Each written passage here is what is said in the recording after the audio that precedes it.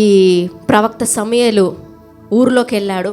యెషయాని పిలిచి, నీ పిల్లలందరినీ శుద్ధి చేసుకొని రమ్మని చెప్పు అని చెప్పి, వాళ్ళు శుద్ధి చేయుటకు బలియార్పణ ఎవరిస్తారంటే ఈ యొక్క ప్రవక్త సమూయేలే బలియార్పణ ఇచ్చి ఆ బిడ్డలందరినీ 7 యెషయాని అందరిని ఏం చేస్తాడు? శుద్ధి చేసి పెడతాడు.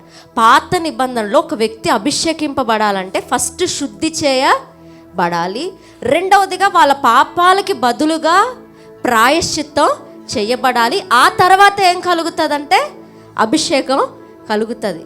వాళ్ళందరూ శుద్ధి చేసి అర్హులుగా ఉన్నవారికి రాని ధన్యత, అర్హత లేని, శుద్ధి చేయబడని, అర్హత అభిషేకం పొందుటకు అర్హత లేని దావీదు పైకి దేవుని అభిషేకం దిగి వచ్చింది.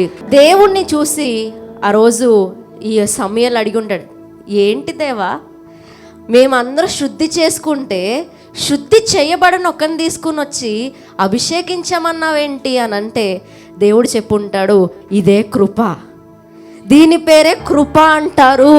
కృప అంటే అర్హత లేని వారికి దేవుడు చూపించే దయ. ఈరోజు నేను చెప్తున్నాను, ఇక్కడున్న మీ అందరికీ దేవుడు కృపనిస్తున్నాడు. మీరు అనొచ్చేమో, నాకు ఆశీర్వాదం పొందుకోవడానికి అర్హత లేదు, యోగ్యత లేదు అని మీరు అనొచ్చేమో, కానీ దేవుడు తన కృపను మీకు ఇస్తున్నాడు ఈరోజు.